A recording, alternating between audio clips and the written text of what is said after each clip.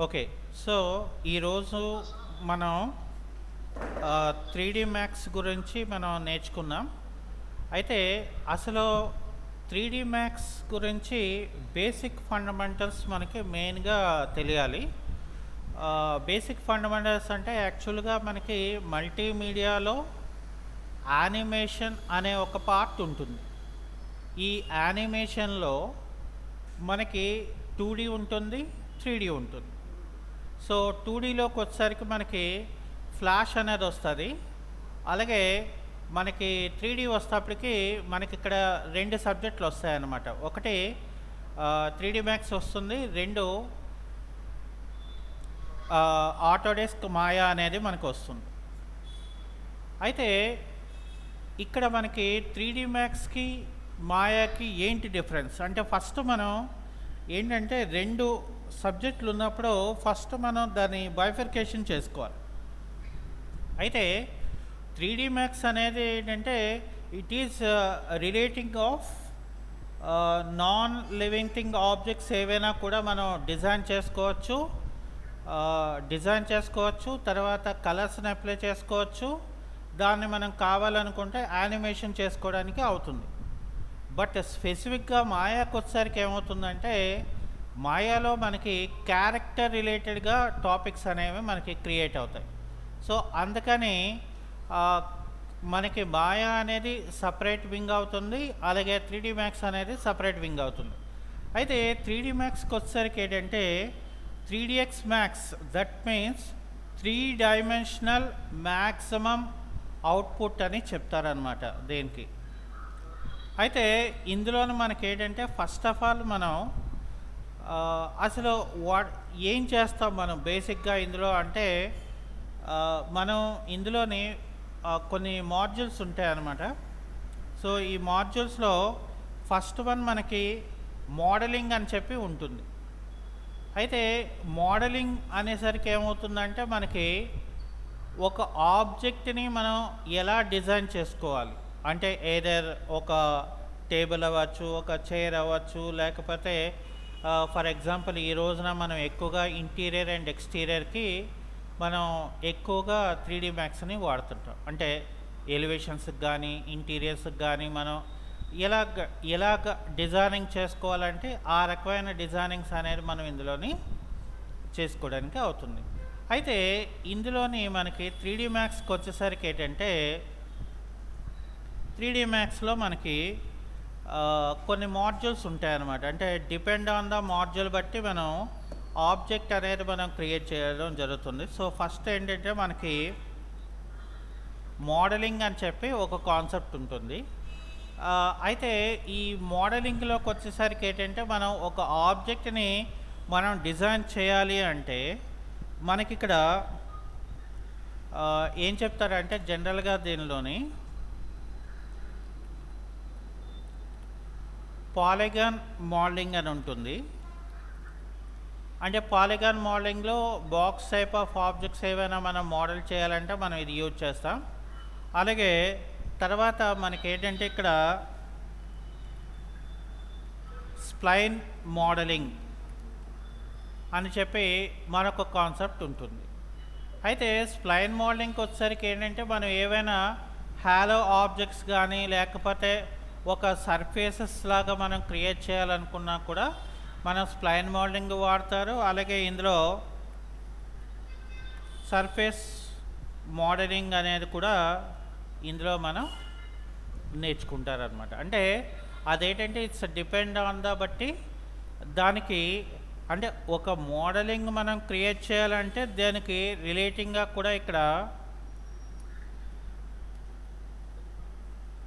Modifiers అనేది మనకు ఉంటాయి. So depend on the modifier బట్టే మనం కంప్లీట్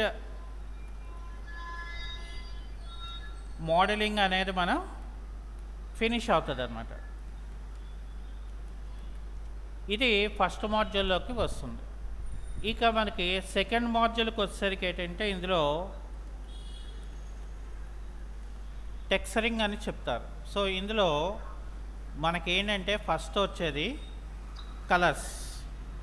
అంటే ఒక ఆబ్జెక్ట్కి కలర్ని మనం ఎలాగ అప్లై చేయాలి, దాన్ని ఏ రకంగా మనం క్రియేట్ చేసుకోవాలి అనేది ఒక కాన్సెప్ట్ ఉంటుంది. దాని తర్వాత మ్యాప్స్. మ్యాప్స్ అంటే ఏంటంటే ఇప్పుడు ఫర్ ఎగ్జాంపుల్ మనకి ఒక ఆబ్జెక్ట్ రియల్గా కనబడాలంటే దాని రియలిస్టిక్ తాలూకా మెటీరియల్ అనేది మనం map is nothing but material. Okay, so మెటీరియల్ని మనం ఎలా అప్లై చేయాలి అనేది మనకి ఒక కాన్సెప్ట్ ఉంటుంది. సో దీంట్లోనే మనకి ఏమొస్తుందంటే మ్యాప్ అప్లై చేసిన తర్వాతే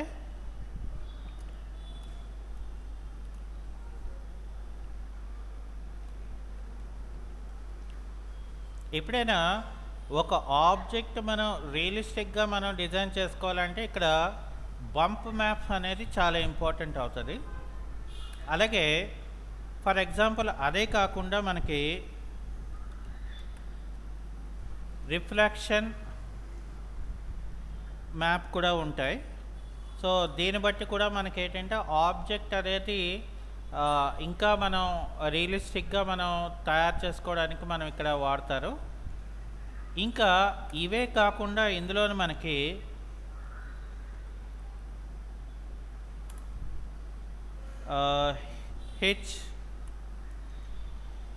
HDRI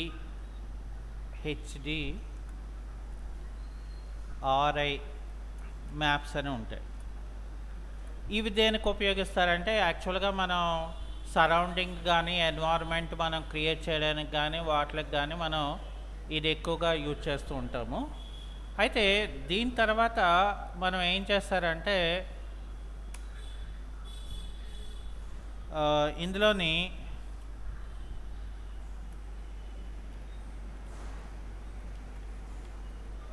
డిస్ప్లేస్మెంట్ మ్యాప్స్ కూడా మనకు వస్తుంది. సో దాని తర్వాత మనకి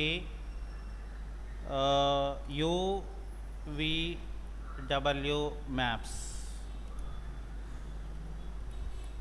అంటే మనం ఒక ఆబ్జెక్ట్ని ఎలాగా అన్వ్రాప్ చేసుకొని మనకి కావాల్సింది ఇవ్వాలి అని చెప్పేసి మనకి ఒక కాన్సెప్ట్ అనేది ఉంటుంది.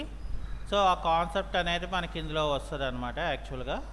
సో టెక్స్చరింగ్ తర్వాత మనకి నెక్స్ట్ వచ్చేసేది లైటింగ్. అంటే లైటింగ్కి వచ్చేటప్పటికి ఏంటంటే మనకి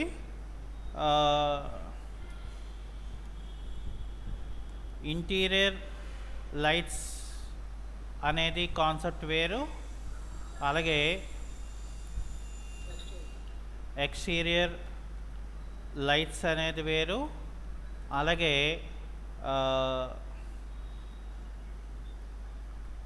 డే లైట్స్ అనేది వేరు, అలాగే ఇక్కడ మనకి సన్కి సంబంధించిన సన్లైట్ అనేది కూడా డిఫరెంట్గా మనకి చెప్తారనమాట. సో ఇవన్నీ కలుపుకొని మనం ఏం చేస్తామంటే ఒక మంచి అవుట్లుక్ అనేది తేడానికి ఇక్కడ ఎక్కువగా మనం యూజ్ చేస్తుంటారు. సో ఇవన్నీ కూడా ఏంటంటే మనకి లైట్ కాన్సెప్ట్లోని మనకు వస్తాయన్నమాట. అంటే అందులోనే మనకి రకరకాలు ఉంటాయన్నమాట.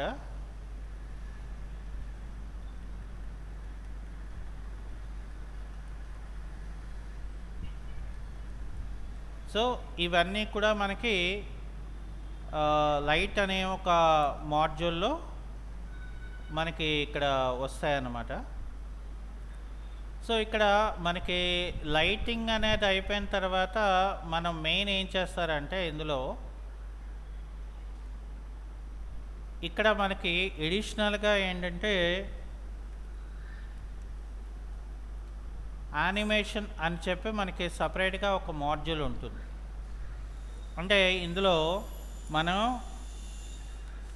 బేసిక్ యానిమేషన్ ఎలా ఇవ్వాలి, అలాగే కీ ఫ్రేమ్ ద్వారా యానిమేషన్ని మనం ఎలా క్రియేట్ చేయాలనేది ఒక కాన్సెప్ట్ ఉంటుంది. అలాగే మనం యానిమేషన్ని మనం ఎలా రెండర్ చేయాలి.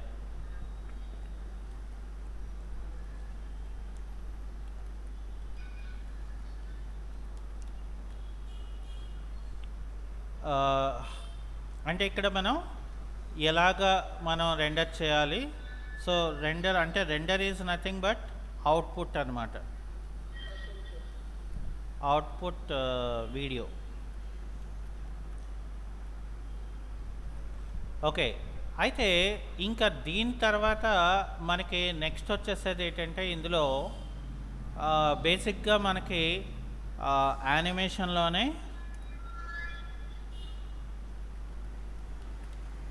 పార్టికల్స్ అనేది వస్తాయన్నమాట. అంటే పార్టికల్స్తో మనం ఏ రకమైన ఆబ్జెక్ట్స్ని డిజైన్ చేసుకోవచ్చు, ఎలా మనం యానిమేషన్ చేసుకోవచ్చు అనేది పార్టికల్స్లో మనకి ఒక కొంత పార్ట్ అనేది ఉంటుందన్నమాట. సో దీని తర్వాత మనకి ఇక్కడ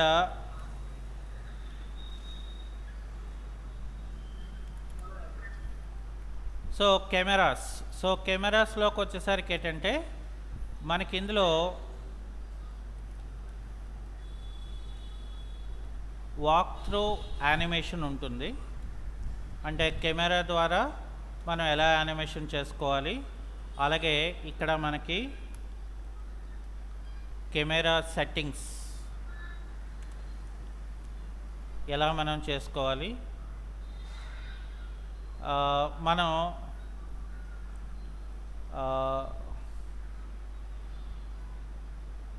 కెమెరా సెట్టింగ్స్ ఇవన్నీ కూడా మనం ఇందులో చేసుకుంటారు. సో ఇంకా ఫైనల్గా మనకి కావాల్సింది ఏంటంటే ఇందులో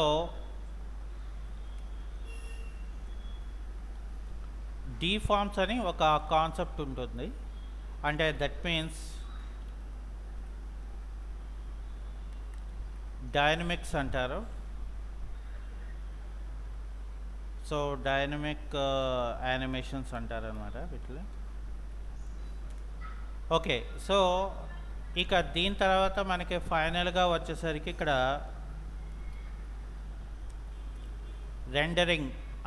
రెండరింగ్ సెట్టింగ్స్ ఉంటుంది.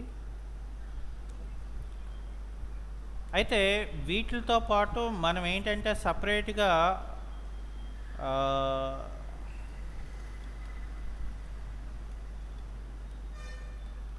రెండర్ ఇంజిన్ అనేది యూజ్ చేస్తాం.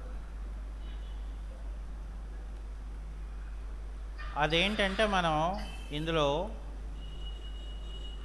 వీరే అనేది వాడతాం. అయితే మనకి వీరేలో ఏంటి వస్తుందంటే ఎడిషనల్గా మెటీరియల్స్ వస్తాయి, లైటింగ్ వస్తుంది, అలాగే రెండరింగ్ వస్తుంది అనమాట, అంటే అవుట్పుట్. సో ఇది మనం కంప్లీట్గా మనం 3D Maxలో మనకి వచ్చేసే సిలబస్ అనమాట. అంటే యాక్చువల్గా చెప్పాలంటే ఇది చాలామంది ఏంటంటే చాలా పెద్ద సబ్జెక్ట్ అని మనం ఎక్కువగా చాలామంది నేర్చుకోరు. బట్ యాక్చువల్గా యాజ్ పర్ ఇంటీరియర్ అండ్ ఎక్స్టీరియర్స్కి అయితే 3D Max అనేది బెస్ట్ అనమాట. చాలామంది ఏం చేస్తున్నారంటే అసలు 3D Maxని చేయకుండా డైరెక్ట్గా ఈజీగా ఇంటీరియర్ ఎక్స్టీరియర్ చేయడానికి ఏం చేస్తున్నారంటే స్కెచ్అప్ అనే కోర్స్ని వాడుతున్నారు. అంటే స్కెచ్అప్లో ఏంటంటే డైరెక్ట్గా మనకి వాల్స్, డోర్స్, విండోస్ అనేది అయిపోతే మిగతావన్నీ కూడా అదర్ లైబ్రరీ నుంచి తెచ్చి రెండర్ చేసి ఇచ్చేస్తాం. అంటే సింపుల్గా అయిపోద్ది. కానీ ఇక్కడ చూడండి, మనకి ఈ కాన్సెప్ట్స్ మనం తీసుకుంటే కాన్సెప్ట్స్ ప్రతి దానికి కూడా అంటే చాలా అంటే మామూలుగా నేను బేసిక్గా ఇవి ఉంటాయని మీకు నేను చెప్పాను అంతే. అంటే ఇలాగా ఇంత కోర్సు ఎక్కడ గుర్తుపెట్టుకుంటారు అని చెప్పి చాలామంది నేర్చుకోరు అనమాట. కానీ అసలు జనరల్గా చెప్పాలంటే మనకి 3D Max is the best course అని మనం చెప్పుకోవచ్చు. అంటే ఈవెన్ ఒక యానిమేషన్ అవ్వచ్చు, లేదు అంటే ఒక ఇంటీరియర్ అండ్ ఎక్స్టీరియర్, అంటే ఈవెన్ ఒక మెకానికల్ పార్ట్స్ కానీ లేకపోతే ఏదైనా ఒక ఆబ్జెక్ట్ని మనం డిజైన్ చేయాలంటే ఇది ఎక్కువగా మనం వాడుకుంటారనమాట. ఓకే, సో ఇది దీని కంటెంట్ అయితే. సో ఇప్పుడు మనం చెప్పుకుంటుంది ఏంటంటే 3D Max 21.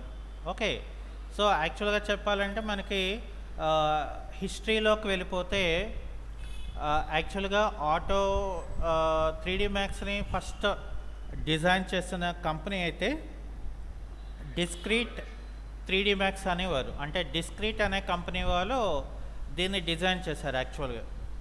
కానీ డిస్క్రీట్ అనే కంపెనీ వాళ్ళు ఫస్ట్ 3D మ్యాక్స్ని ఇంట్రడ్యూస్ చేశారు. ఓకే, అయితే దాని తర్వాత ఏమైందంటే డిస్క్రీట్ నుండి ఆటోడెస్క్ అనే కంపెనీ వాళ్ళకి ఈ వెర్షన్ని ఎప్పుడైతే హ్యాండ్ అవుట్ చేయడంతో అప్పటి నుండి మనకి ఏంటంటే ఆటోడెస్క్ 3D మ్యాక్స్ కింద మనకి మార్కెట్లోకి వచ్చిందనమాట. అయితే ఎప్పుడైతే మనకి ఆటోడెస్క్లోకి వచ్చేసిందో మనకి ఆటోకాడ్ తాలూకా వెర్షన్స్ ఎలాగైతే రిలీజ్ అవుతున్నాయో అలాగా మనకి ఎట్ ప్రెజెంట్ వచ్చేసరికి 3D మ్యాక్స్ 2026 అనేది లేటెస్ట్ వెర్షన్. అయితే మనకి ఇక్కడ ఇందులో ఏంటంటే మనకి మెయిన్ 3D మ్యాక్స్ నేర్చుకోవడానికి సిస్టమ్ కాన్ఫిగరేషన్ కూడా మనకి మ్యాక్సిమం సపోర్ట్ చేయాలన్నమాట. సో దాన్ని బట్టి మనం ఏంటంటే మన తాలూకా వర్కింగ్ కానీ మన తాలూకా యూజింగ్ కానీ మనకి ఇక్కడ ఈజీగా ఉంటుంది. అయితే ఇక్కడ మనం 3D మ్యాక్స్ని మనం క్లిక్ చేసిన వెంటనే మనకి 3D మ్యాక్స్ తాలూకా అప్లికేషన్ అనేది మనకు ఓపెన్ అవుతుంది.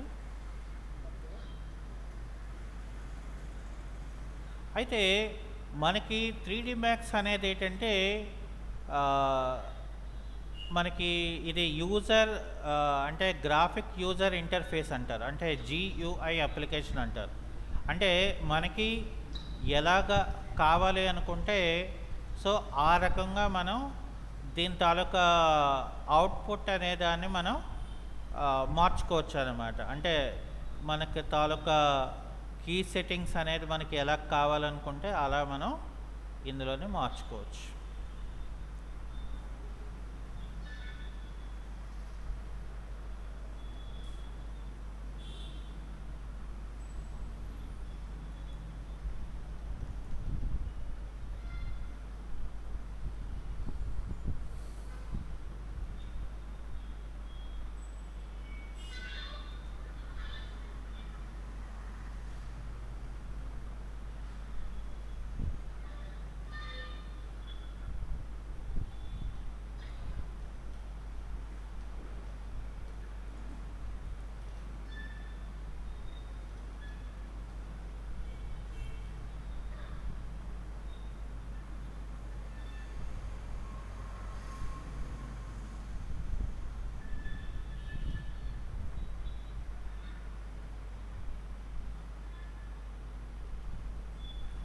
ఇక్కడ ఏంటంటే మనకి ఈ అప్లికేషన్ కొంచెం స్లోగా మనకు ఓపెన్ అవుతుంది.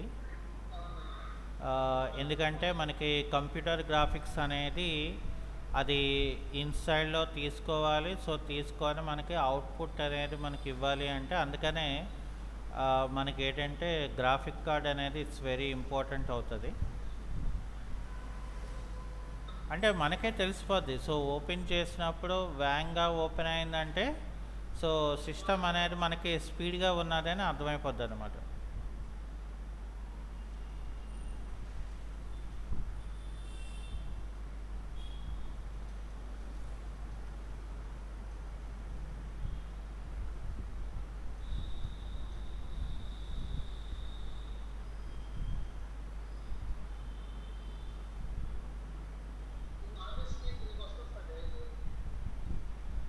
ఏంటండి? Okay okay sure.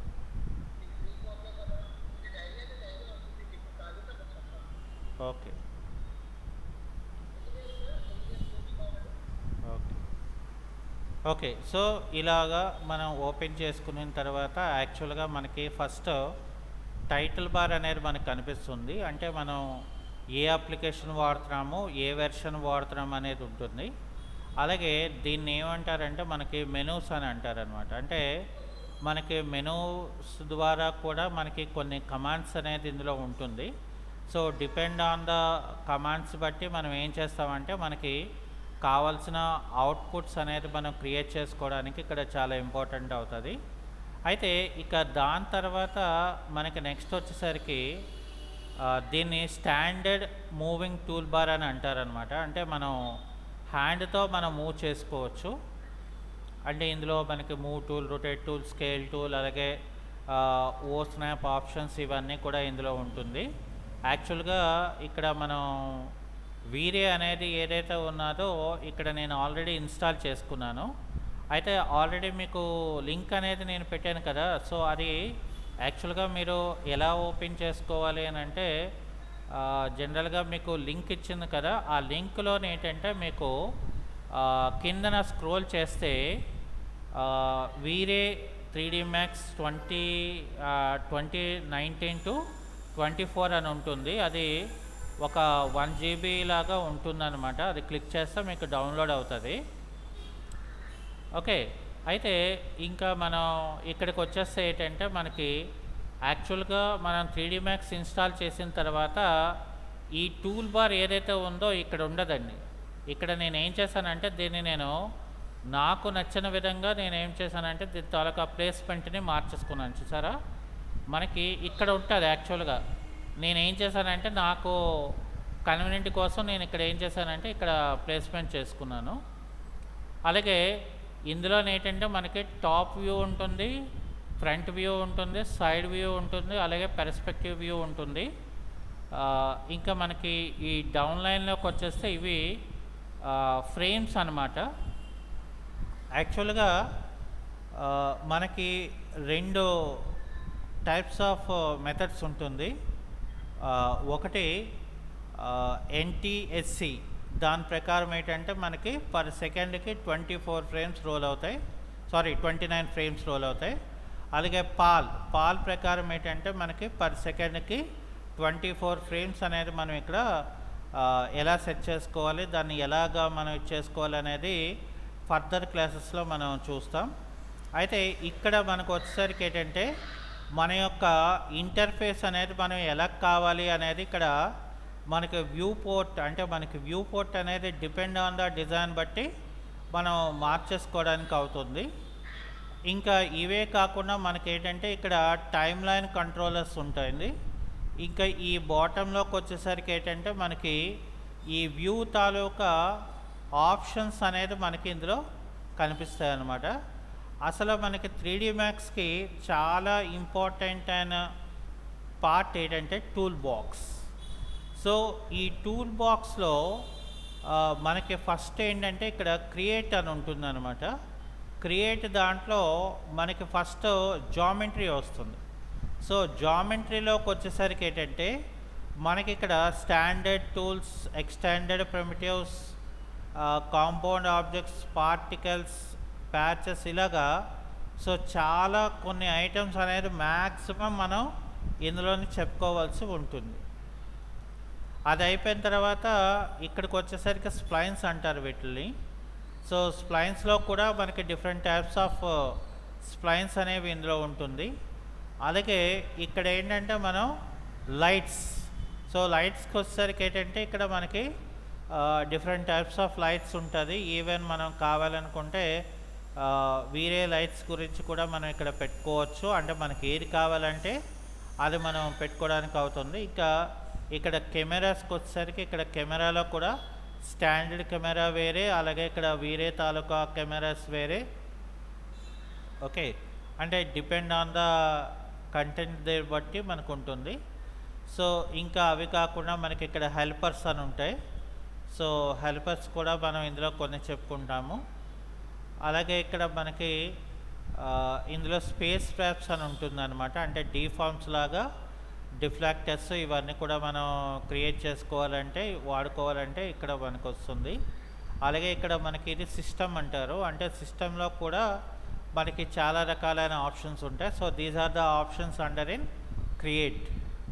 ఇక మోడిఫైర్స్ అంటే ఏంటంటే ఏదైనా ఒక ఆబ్జెక్ట్ని మనం ఫినిష్ చేయాలంటే మనకి మోడిఫైర్ అనేది చాలా ఇంపార్టెంట్ అవుతుంది. సో అది అయిపోయిన తర్వాత నెక్స్ట్ వన్ ఏంటంటే హైరార్కీస్ అని ఉంటుంది. అంటే మనం పీవట్ పాయింట్ని ఎలా సెట్ చేసుకోవాలి ఏంటి అనేది అంతా ఉంటుంది. అలాగే మనకి ఇక్కడ మోషన్స్ అంటే యానిమేషన్ ఇవ్వడానికి, ఆ తర్వాత మనం ఇక్కడ డిస్ప్లే, తర్వాత ఇక్కడ మనకి రియాక్టర్స్ అని చెప్పేసి మనకి ఒక కాన్సెప్ట్ ఉంటుందన్నమాట. డిపెండ్ ఆన్ ద ఆబ్జెక్ట్స్ బట్టి మన యొక్క కాన్సెప్ట్ అనేది ఇక్కడ మనకు ఆధారపడి ఉంటుంది. సో అందుకని ఇక్కడ ఏం చేస్తామంటే మనం మెయిన్గా మనకి ఇక్కడ 3D Maxలో ఏంటంటే మనకి మెయిన్ ఇంటర్ఫేస్ అనేది మనకి చాలా ఇంపార్టెంట్ అవుతుంది. అయితే ఇక్కడ ఫర్ ఎగ్జాంపుల్ మనం ఆటోక్యాడ్ ఎలాగైతే ఉంటుందో సో సేమ్ లైక్ దట్ మనకి ఇక్కడ అట్లాగే మనకి ఆప్షన్స్ అనేది మనకి కనిపిస్తూ ఉంటాయి. అంటే గ్రాఫ్ కానీ గ్రిడ్స్ కానీ తర్వాత ఇవంతా కూడా. అయితే ఇక్కడ మనకి మెయిన్గా ఇక్కడ ప్రిమిటివ్స్ అని చెప్తారు, అంటే standard primitives. So standard primitives అంటే ఏంటంటే మనం యాక్చువల్ అవుట్పుట్ ఇవ్వాలంటే, అంటే ఒక ఆబ్జెక్ట్ని మనం డిజైన్ చేసుకోవాలనంటే స్టాండర్డ్ ప్రిమిటివ్స్ అనేది వాడతారనమాట. కానీ దాన్ని మనం ఫినిష్ చేయాలనుకోండి, వాటిని మనం ఫినిష్ చేయాలంటే అప్పుడు మనం ఏం చేస్తామంటే ఇక్కడ మోడిఫైర్స్ అనేది మనం వాడుకోవడం జరుగుతుంది. ఫర్ ఎగ్జాంపుల్ మనం ఇక సబ్జెక్ట్లోకి వచ్చేస్తే ఇక్కడ మనకి స్టాండర్డ్ ప్రిమిటివ్స్ అని ఉంటుంది. ఇందులో ఫస్ట్ మనకి ఏంటంటే బాక్స్ టూల్ అనేది ఉంటుంది. సో బాక్స్ అనేది మనం క్లిక్ చేసిన తర్వాత మనం ఆల్వేస్ టాప్ వ్యూలో మనం డ్రాగ్ చేసి దీన్ని ఇలా మనం డ్రాగ్ చేసుకుంటే ఏమవుతుందంటే దాని తాలూకా డెప్త్ అనేది క్రియేట్ అవుతుంది. అయితే ఏదైనా ఒక ఆబ్జెక్ట్ని మనం డిజైన్ చేయాలంటే దానికి ముందు కంపల్సరీగా మనం నేర్చుకోవాల్సిన కాన్సెప్ట్ ఏంటంటే ఇక్కడ మనం ఏం చేస్తామంటే ఫస్ట్ ఇక్కడ చూసారా కస్టమైజ్లో యూనిట్ సెటప్ అని ఉంటుంది. సో ఇక్కడ యూనిట్ సెటప్లో మెట్రిక్ అయితే మనకి మీటర్స్ కిలోమీటర్స్ అనేది ఉంటుంది. అలాగే ఇక్కడ యూఎస్ స్టాండర్డ్స్లో మనకి feets for inches, feets for decimal inches, అంటే మనం ఎక్స్టీరియర్ ఇంటీరియర్ చేయాలనుకుంటే మనం ఇక్కడ ఏం చేస్తామంటే డిపెండ్ ఆన్ ద ఆబ్జెక్ట్ బట్టి మనం ఇక్కడ ఏం చేస్తామంటే దాని తాలూకా ప్రెసిషన్ అనేది మనం ఇక్కడ చెప్పవలసి ఉంటుంది. ఇంకా మనం ఫీట్స్ ఫర్ డెసిమల్ ఇంచెస్ తీసుకుంటే ఇక్కడ మనం ప్రెసిషన్ అనేది మనం తీసుకోవసరం లేదు. అంటే యూనిట్స్ ఏవైనా మనం మార్చుకోవాలి అనుకుంటే ఇక్కడ ఏం చేయాలి, మనం ఫస్ట్ కస్టమైజ్లోకి వెళ్ళి యూనిట్ సెటప్లోకి వెళ్ళి మనకు కావాల్సిన యూనిట్ని ఇక్కడ సెలెక్ట్ చేసుకొని దాన్ని మనం ఓకే అని చేయాలి. ఎందుకనంటే బికాస్ సో ఇప్పుడు నేను ఇక్కడ ఒక బాక్స్ని డ్రాగ్ చేశానంటే ఇక్కడ మోడిఫైర్లోకి వెళ్ళాను అనుకోండి. సో మోడిఫైర్లోకి వెళ్తే ఇక్కడ నాకు లెంత్ ఎంత కావాలి అంటే ఫర్ ఎగ్జాంపుల్ నాకు లెంత్ ఒక 6 feet కావాలనుకోండి, నేను 6 feet పెట్టుకోవచ్చు. లేదు నాకు లెంత్ ఓన్లీ 3 feet కావాలని కూడా 3 feet పెట్టుకుంటాను. అలాగే విత్కి వచ్చేసరికి ఫర్ ఎగ్జాంపుల్ నేను ఇక్కడ 6 feet పెట్టుకున్నాను. అలాగే హైట్ అంటే ఏంటి, డెప్త్. సో టేబుల్ తాలూకా హైట్ మనకి 3 feet ఉంటుంది. సో అందువల్ల ఇక్కడ ఏం చేస్తామంటే దీన్ని ఏమంటారంటే ఒక బేసిక్ స్ట్రక్చర్ అని అంటారు అన్నమాట. అంటే ఏంటంటే మనం ఈ డిపెండ్ ఆన్ ద బేసిక్ స్ట్రక్చర్తోనే మనం ఆబ్జెక్ట్ని ఏమైనా మనం మోడల్ చేయాలంటే మనం యూజ్ చేసుకోవచ్చు. అయితే యాక్చువల్గా మనకి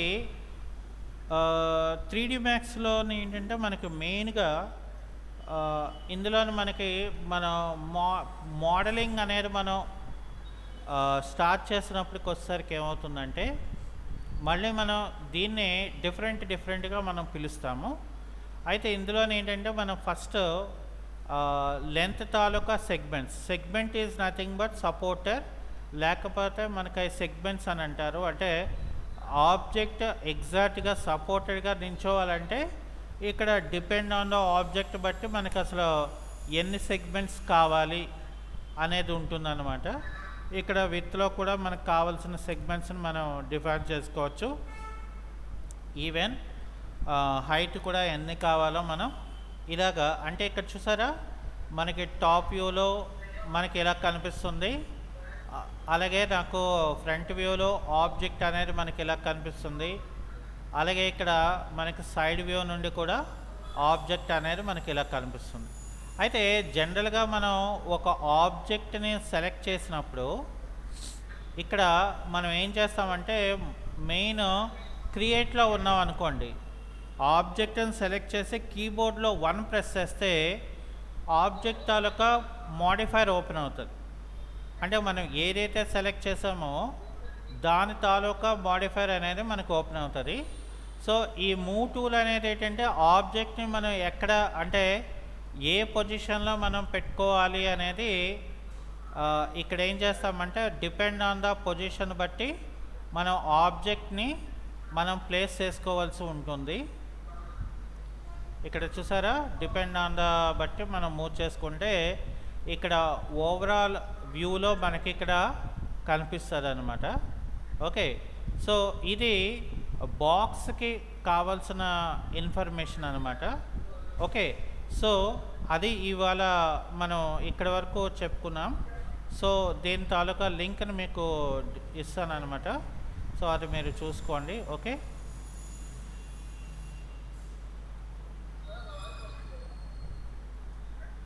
వస్తుంది.